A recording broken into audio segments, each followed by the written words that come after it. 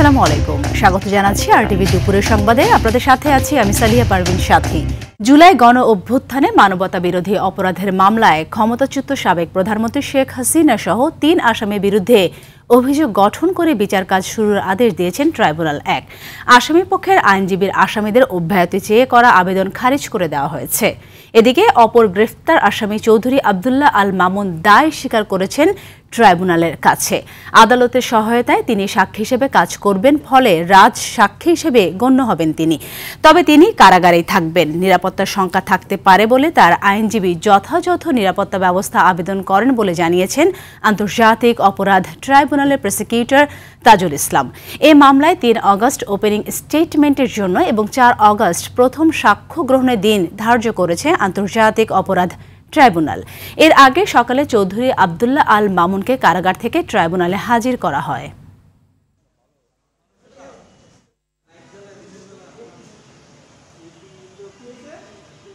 চৌধুরী আবদুল্লাহ আল মামুন সাহেব গ্রেপ্তার হয়ে আদালতে উপস্থিত ছিলেন। তাকে যখন অভিযোগ পড়ে শোনানো হয় এবং আদালত তাকে জিজ্ঞাসা করেন তিনি তাকে যে অভিযুক্ত করা আছে সেই ব্যাপারে তার বক্তব্য কী, তিনি তার দোষ স্বীকার করেছেন এবং তিনি বলেছেন তিনি একজন সাক্ষী হিসাবে এই যে ঘটনাটি মানবতা বিরোধী অপরাধ 2024-এর জুলাই আগস্টে হয়েছিল, সেই অপরাধের সমস্ত কিছু যেহেতু তার জানবার কথা, তিনি সমস্ত তথ্য আদালতকে উদ্ঘাটনের ব্যাপারে সহায়তার মাধ্যমে তিনি অ্যাপ্রুভার হতে চেয়েছেন এবং সেই প্রার্থনাও আদালত মঞ্জুর করেছেন। এদিকে 24-এর গণ অভ্যুত্থানে প্রথম শহীদ আবু সাইদ হত্যা মামলায় বেগম রোকেয়া বিশ্ববিদ্যালয়ের সাবেক ভিসি, রংপুরের সাবেক পুলিশ কমিশনার সহ 26 জনকে হাজির হতে পত্রিকায় বিজ্ঞপ্তি দেওয়ার নির্দেশ দিয়েছেন আন্তর্জাতিক অপরাধ ট্রাইব্যুনাল ২। সকালে এই মামলায় গ্রেফতার রংপুরের বেগম রোকেয়া বিশ্ববিদ্যালয়ের সাবেক প্রক্টর শরীফুল ইসলাম, পুলিশের সাবেক সহকারী উপপরিদর্শক আমির হোসেন, কনস্টেবল সুজন চন্দ্র রায় ও ছাত্রলীগ নেতা ইমরান চৌধুরীকে ট্রাইব্যুনালে হাজির করা হয়। পরে 30 জন আসামির মধ্যে 26 জন আসামি পলাতক থাকায় তাদের পত্রিকা হতে পত্রিকায় বিজ্ঞপ্তি দেওয়ার নির্দেশ দেন ট্রাইব্যুনাল। এর আগে গত 24 জুন 30 জনকে অভিযুক্ত করে আবু সাইদ হত্যা মামলার রিপোর্ট দাখিল করে তদন্ত সংস্থা। 30 জুন আনুষ্ঠানিক অভিযোগ দাখিল করে প্রসিকিউশন। ওই দিন আসামিদের বিরুদ্ধে আনা অভিযোগ আমলে নেন ট্রাইব্যুনাল ২।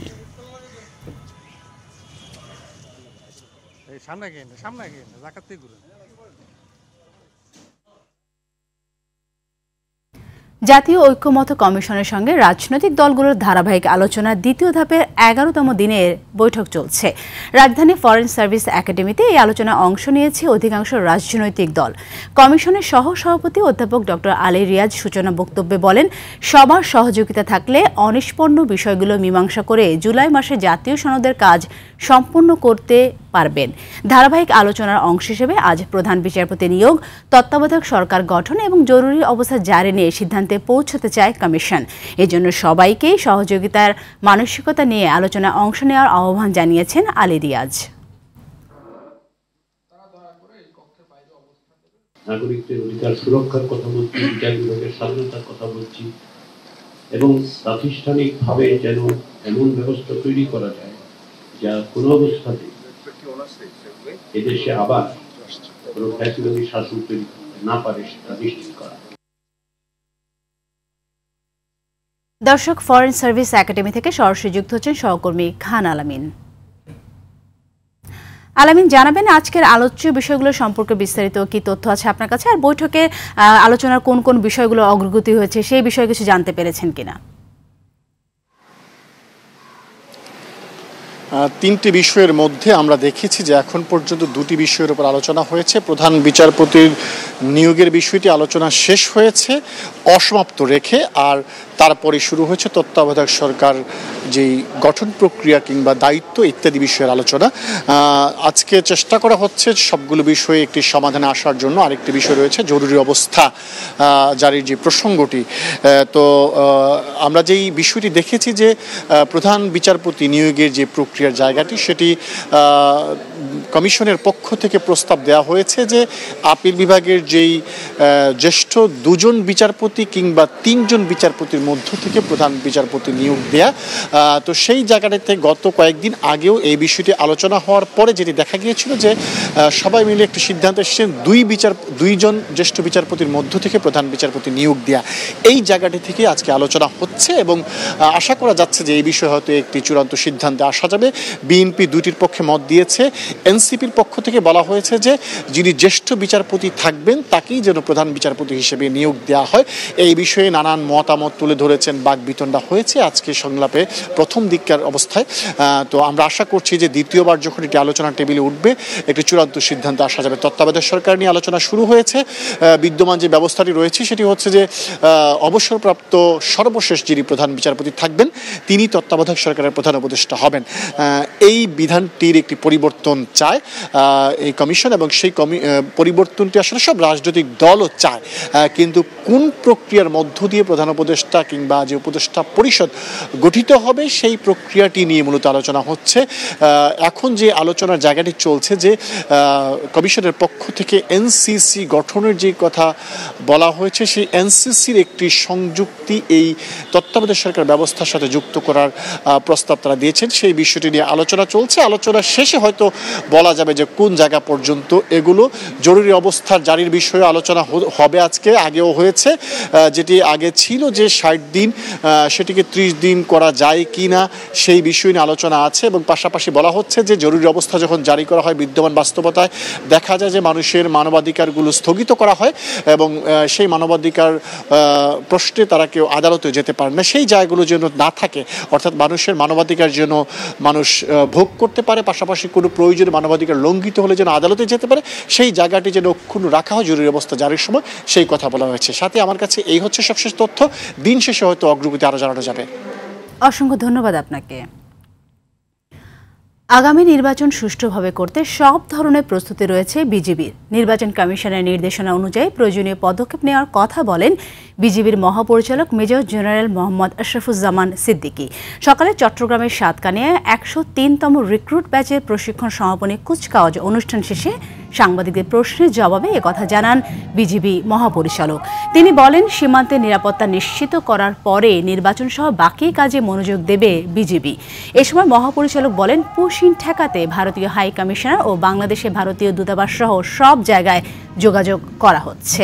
এর আগে 103তম রিক্রুট ব্যাচের সমাপনী কুচকাওয়াজে শপথ নেন 36 জন নারী সহ মোট 694 জন রিক্রুট। সীমান্তের নিরাপত্তা নিশ্চিত করার পরেই আমরা বাকি জনবলগুলো যেন প্রয়োজনে আমরা ইলেকশন চলাকালীন সুষ্ঠু সুন্দর ফেয়ার ইলেকশনের জন্য যেটা করা দরকার সেই সাপোর্টটুকু আমরা সরকারকে দিতে পারি। সীমান্তবর্তী এলাকা সমূহে সীমান্তের 8 কিলোমিটারের মধ্যে যে সকল ভোট কেন্দ্র থাকে সেখানে স্ট্রাইক ফোর্স হিসাবে বিজিবির নিয়োজিত হওয়ার সম্ভাবনা রয়েছে। চলতি বছরে এসএসসি ও সমমান পরীক্ষার ফলাফল প্রকাশ হবে আজ। দুপুর 2টায় নিজ নিজ শিক্ষা বোর্ডে ফল প্রকাশ করবে। শিক্ষার্থীরা কেন্দ্রীয় ও নিজ নিজ শিক্ষা বোর্ডের ওয়েবসাইটে প্রবেশ করে রোল এবং রেজিস্ট্রেশন নম্বর দিয়ে ফল জানতে পারবেন। এছাড়া মোবাইল ফোন থেকেও নির্ধারিত নম্বরে SMS করেও ফলাফল জানা যাবে। আর শিক্ষার্থীরা নিজ নিজ শিক্ষা প্রতিষ্ঠানে গিয়েও জানতে পারবেন পরীক্ষার ফল। চলতি বছর এসএসসি ও সমমান পরীক্ষা শুরু হয়েছিল 10 এপ্রিল। পরীক্ষা শেষ হয় 13 মে। এই পরীক্ষায় অংশ নিতে ফর্ম পূরণ করেছিলেন 19,28,970 জন। তাদের মধ্যে ছাত্রী 9,67,739 জন এবং ছাত্র 9,61,231 জন।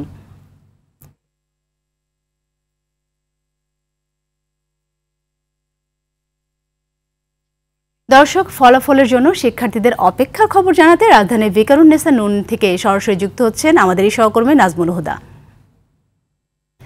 নাজমুল, জানাবেন এসএসসি ফল ঘোষণাকে কেন্দ্র করে স্কুলের শিক্ষার্থীদের উপস্থিতি উচ্ছ্বাস কেমন দেখতে পাচ্ছেন আর তারা কি বলছেন?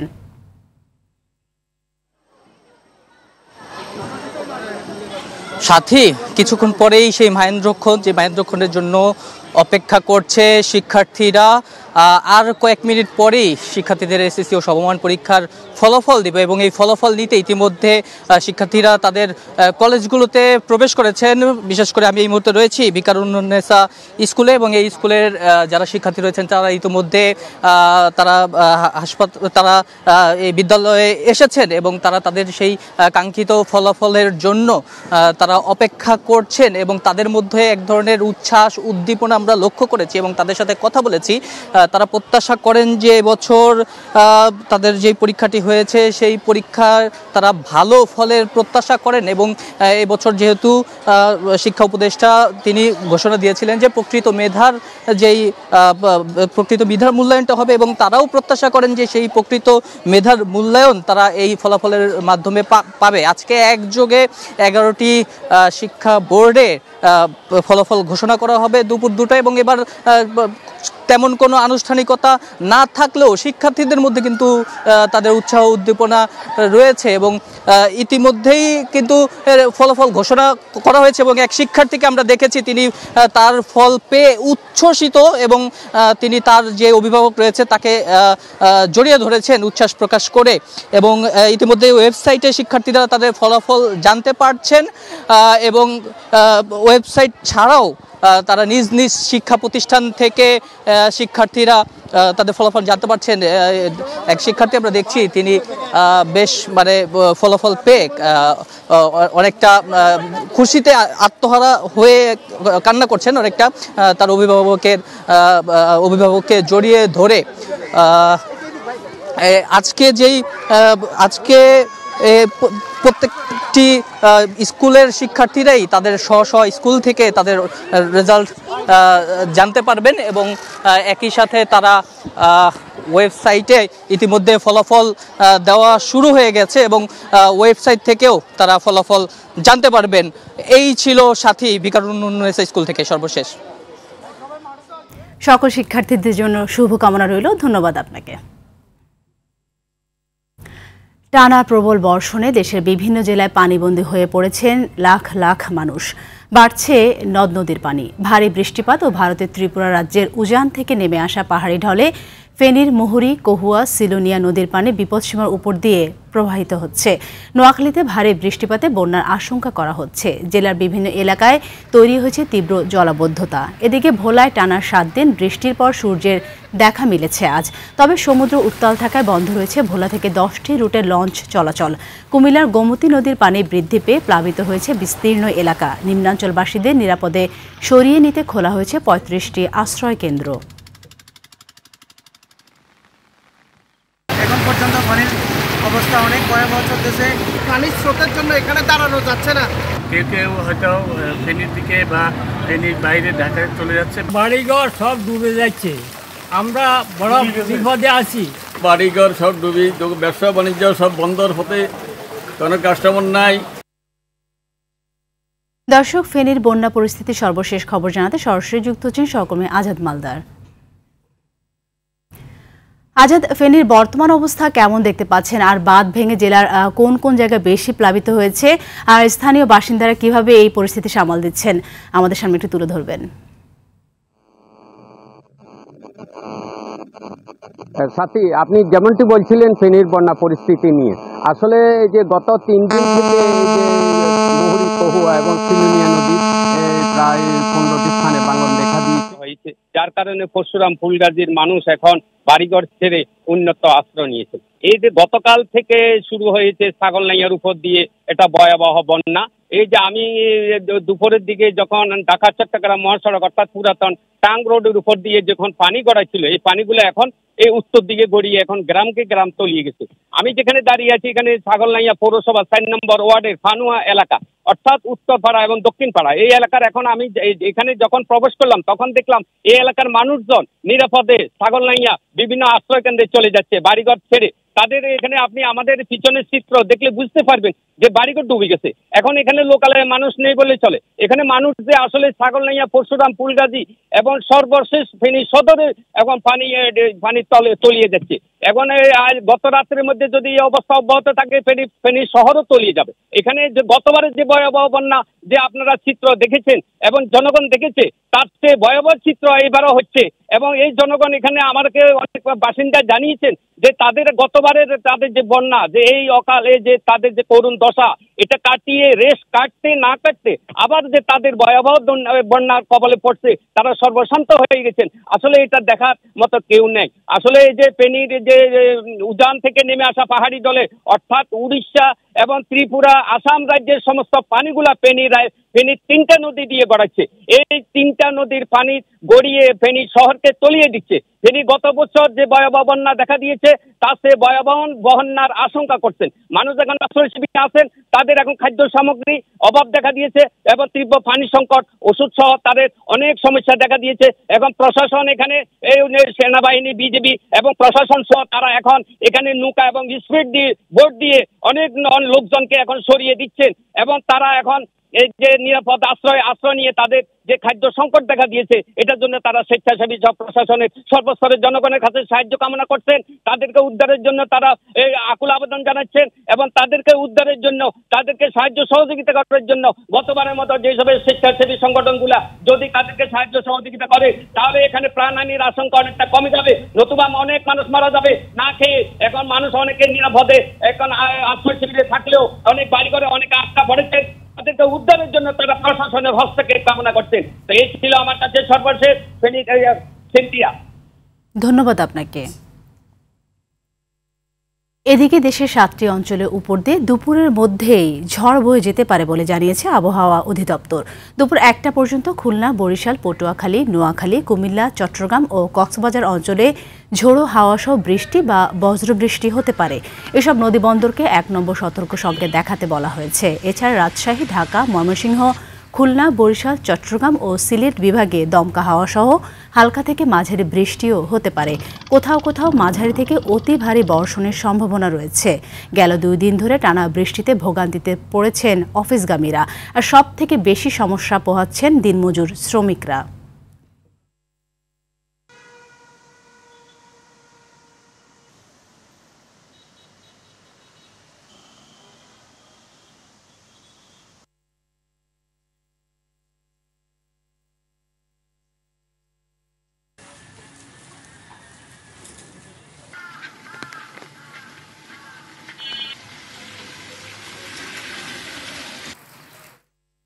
দর্শক, জাতীয় প্রেস ক্লাবে শীর্ষক এক আলোচনা অনুষ্ঠানে কথা বলছেন বিএনপির মহাসচিব মির্জা ফখরুল ইসলাম আলমগীর। আমরা সরাসরি যুক্ত হচ্ছি সেখানে। রোষানলের শিকার হয়েছেন। আমি শ্রদ্ধা বলে স্বীকার করতে চাই আমাদের গাজী ভাইয়ের কথা। এই প্রেস ক্লাবে আসলেই বা বিএফজি বা ডিইউজের কোনো অনুষ্ঠানের সবসময় তাকে আমরা সামনে পেয়েছি। প্রিয় সাংবাদিক ভাই ও বোনেরা, আমি আবারও শ্রদ্ধা জানাতে চাই এই জুলাই আগস্ট যেটাকে আমরা বলছি আর কি, সেই জুলাই আগস্ট এবং তারও পূর্বের 15 বছরের ফ্যাসিবাদ বিরোধী আন্দোলনে যারা শহীদ হয়েছেন তাদের প্রতি শ্রদ্ধা জানাচ্ছি। যারা আহত হয়েছেন তাদের প্রতি সহানুভূতি জানাচ্ছি। একই সঙ্গে 1971 সালের স্বাধীনতা যুদ্ধে যে লক্ষ মানুষ প্রাণ দিয়েছিলেন একটি ভূখণ্ডের জন্য, তাদের প্রতি গভীর শ্রদ্ধা জানাচ্ছি। বিভিন্ন সময়ে গণতান্ত্রিক আন্দোলনে গণতন্ত্রকে প্রতিষ্ঠা করবার জন্য স্বৈরাচারের বিরুদ্ধে এবং পরবর্তীকালে ফ্যাসিবাদের বিরুদ্ধে আন্দোলন করে যারা শহীদ হয়েছেন তাদের প্রতি শ্রদ্ধা জানাচ্ছি। আজকে আমি অতীত চারিতা করতে চাই না, পেছনে যেতে চাই না, কারণ ইতিমধ্যে অনেক বক্তব্য হয়েছে এবং আমি জানি যে ইতিমধ্যে আমার মতো আপনারা সবাই অসহিষ্ণু উঠেছেন। এই জন্যে যে আপনার বক্তৃতা বা আলোচনার একটা বিজ্ঞান আছে, এই গল্পটা আমি বহুবার আগেও করেছি আপনাদের কাছে। সেই বিজ্ঞানে একটা সময় আসে শেষের দিকে যখন শ্রোতারও আরও কোন মনোযোগ থাকে না এবং যে বক্তব্য রাখে তারও আর কোনো মনোযোগ থাকে না।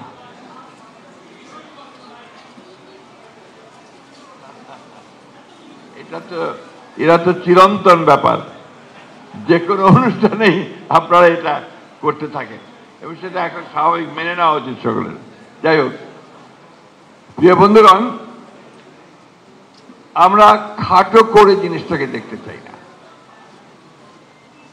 আমরা 15টা বছর এখানে যারা আছেন তারা এবং রাজনৈতিক দলগুলো যারা স্বৈরাচারের বিরুদ্ধে আন্দোলন করেছে তারা ভয়াবহভাবে একটা দানবীয় শাসনের যাতা করে নিষ্পিষ্ট হয়েছে। আমাদের বিএনপি সম্পর্কে কিছু বলতে গেলেই তো বলা হয় যে শুধুমাত্র নিজের দলের কথাই বলছেন, না বলেও তো উপায় নেই।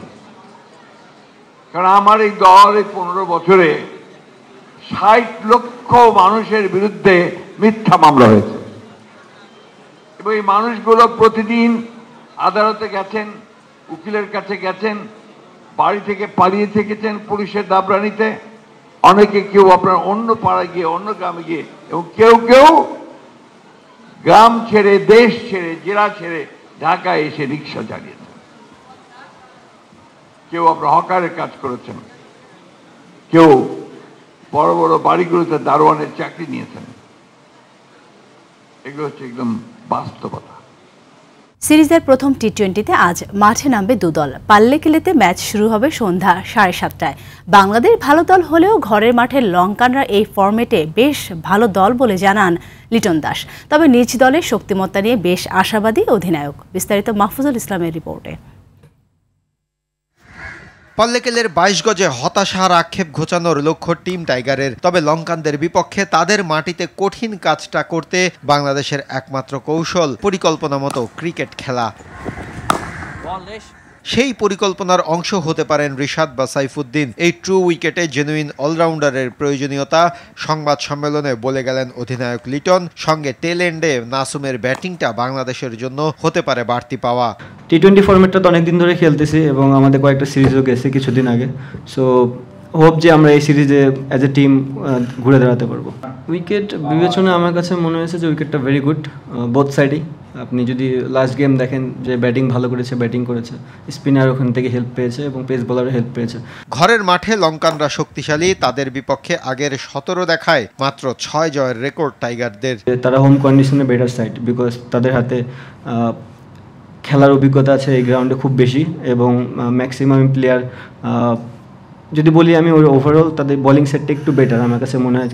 একটু মিস্ট্রি টাইপের বলার তারা ম্যাক্সিমাম। সো আমাদের ওই জিনিসটা নিয়ে একটু চেষ্টা করতে হবে। ওয়ানডে ও টেস্টের হতাশা পেছনে ফেলে টি-20তে ঘুরে দাঁড়াতে চায় টাইগাররা। মাহফুজুল ইসলাম, RTV। এ পর্যায়ে নিচ্ছি হাইসেন্স সংবাদ বিরতি। ফিরে এসে আরও যা থাকছে।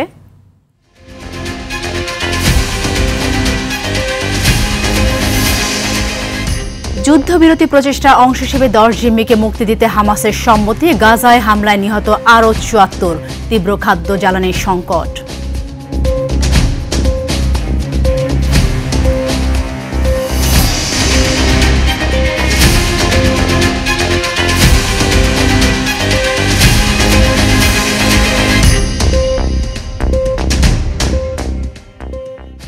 এখন থেকে সরকারি কোষাগারে অনলাইনের মাধ্যমে সরাসরি আমদানি রপ্তানি কাজে সংশ্লিষ্ট শুল্ক কর দেওয়া যাবে। এ চালান এর মাধ্যমে আমদানিকারক, রপ্তানিকারক ও তাদের মনোনীত C&F এজেন্টরা ঘরে বসে যে কোনো সময় অনলাইনে শুল্ক কর জমা দিতে পারবেন। ফলে রাজস্ব আদায় ও পণ্য খালাস প্রক্রিয়া হবে আরও দ্রুত, স্বচ্ছ ও সময় উপযোগী। এছাড়া সরকারের অর্থ ব্যবস্থাপনা আরও সুশৃঙ্খল ও দক্ষ হবে বলে মনে করে জাতীয় রাজস্ব বোর্ড। SI কুডা ওয়ার্ল্ড এবং অর্থ বিভাগের আইবাস প্লাস প্লাস সিস্টেমের মাধ্যমে অর্থ বিভাগ ও জাতীয় রাজস্ব বোর্ড এ সেবাটি চালু করেছে। এ চালান অবস্থায় জমা করা অর্থ তাৎক্ষণিক সরকারি কোষাগারে পৌঁছবে, যা সরকার অবিলম্বে ব্যবহার করতে পারবে। যুদ্ধবিরতি প্রচেষ্টার অংশ হিসেবে 10 জন ইসরায়েলি জিম্মিকে মুক্তির সিদ্ধান্ত নিয়েছে স্বাধীনতাকামী গোষ্ঠী হামাস। তবে কবে নাগাদ মুক্তি দেওয়া হবে তা স্পষ্ট করেনি গোষ্ঠীটি। এদিকে আবারও কয়েক সপ্তাহের মধ্যে গাজা যুদ্ধ বন্ধ করার ঘোষণা দিয়েছেন ডোনাল্ড ট্রাম্প। গাজা জুড়ে চলমান নৃশংসতায় প্রাণ হারিয়েছে আরও 74 জন। তীব্র খাদ্য ও জ্বালানি সংকট গাজাবাসীর। সামদানি প্রত্যয় রিপোর্ট। মৃত্যু, ক্ষুধা ও অন্ধকারের সঙ্গে জীবন বাঁচানোর লড়াই এখন ফিলিস্তিনের গাজা ভূখণ্ডের প্রতিদিনের চিত্র। তীব্র খাদ্য সংকটের সঙ্গে যুক্ত হয়েছে জ্বালানি সংকট। হাসপাতালগুলোতেও নেই বিদ্যুৎ। সংকটাপন্ন রোগীদের জন্য ডাক্তাররা কাজ করছেন প্রচণ্ড গরম ও ক্লান্তিতে। 2023 সালে সংঘাত শুরুর পর থেকে গাজার 600-র বেশি স্বাস্থ্য স্থাপনায় হামলা হয়েছে। বিশ্ব স্বাস্থ্য সংস্থা জানায়, গাজা উপত্যকায় এখন মাত্র 15টি হাসপাতাল কার্যত রয়েছে। সেগুলোতেও জ্বালানি সরবরাহ রয়েছে মাত্র কয়েক দিনের। এদিকে মধ্যস্থতাকারী দেশ কাতার, মিশর ও যুক্তরাষ্ট্রের সঙ্গে যখন আলোচনা করছে হামাস ও ইসরায়েল, ঠিক তখনই জিম্মি মুক্তির ঘোষণা দিল হামাস। বৃহস্পতিবার 10 জন জীবিত জিম্মি, 9 জনের মরদেহ হস্তান্তরের তথ্য নিশ্চিত করে জানিয়েছে আল জাজিরা। মধ্যস্থতাকারী দেশগুলো হামাসের এই উদ্যোগকে স্বাগত জানিয়েছে। তবে যুদ্ধবিরতি বাস্তবায়নে বাধার ক্ষেত্রে ইসরায়েলি একগুঁয়েমিকে দুষছে গোষ্ঠীটি। অন্যদিকে হামাস সম্পূর্ণ অস্ত্র সমর্পণ না করলে পূর্ণাঙ্গ যুদ্ধবিরতি না করার ঘোষণা পুনর্ব্যক্ত করেছেন ইসরায়েলের প্রধানমন্ত্রী নেতানিয়াহু। গাজা ইস্যুতে কয়েক সপ্তাহের মধ্যে যুদ্ধবিরতি হওয়ার ভালো সম্ভাবনা রয়েছে বলে জানিয়েছেন মার্কিন প্রেসিডেন্ট ডোনাল্ড ট্রাম্প। তবে মার্কিন চুক্তির উদ্দেশ্য শুধু ইসরায়েলি স্বার্থ রক্ষা বলে মনে করছে হামাস। গাজা জুড়ে থেমে নেই ইসরায়েলি নৃশংসতা। বুধবার ইসরায়েলি হামলায় গাজার বিভিন্ন প্রান্তে নিহত হয়েছে কমপক্ষে 74 জন। এর মধ্যে ত্রাণ নিতে গিয়ে ইসরায়েলি বাহিনীর গুলিতে নিহত হয়েছে 8 জন। সহায়তা কেন্দ্রগুলোতে ত্রাণ নিতে যাওয়া ফিলিস্তিনিদের মধ্যেই এখন পর্যন্ত নিহত হয়েছে প্রায় 800 জন। সামদানি প্রত্যয়, RTV। নতুন নিয়মে কাল থেকে শুরু হচ্ছে সাফ অনূর্ধ্ব 20 নারী চ্যাম্পিয়নশিপ। এবারে আসরে বাংলাদেশ সহ অংশ নেবে 4 দল। উদ্বোধনী ম্যাচে শ্রীলঙ্কার মুখোমুখি হবে বাংলাদেশের মেয়েরা। দ্বিতীয় ম্যাচে নেপালের প্রতিপক্ষ ভুটান। ম্যাচ পূর্ববর্তী সংবাদ সম্মেলনে নিজেদের আত্মবিশ্বাসের কথা জানায় দলগুলো। নিজেদের শক্তির জানান দিয়ে জমজমাট ম্যাচ উপহার দিতে চায় আসরে অংশ নিতে আসা প্রতিটি দলই। এদিকে শিরোপা ধরে রাখার মিশনে রাউন্ড রবিন লিগ পদ্ধতিতে আয়োজিত এবারে আসরটি জয় নিয়ে শুরু করতে চায় বাংলাদেশ। আধিপত্য নিয়ে পঞ্চম শিরোপার পথে ধাপে ধাপে এগোতে চায় বাটলারের শিষ্যরা। আমাদের প্রিপারেশন আলহামদুলিল্লাহ ভালো। দুপুরের সংবাদ এ পর্যন্ত। জেলা সংবাদ বিকেল 4:45টায় দেখার আমন্ত্রণ রইল। ধন্যবাদ সবাইকে।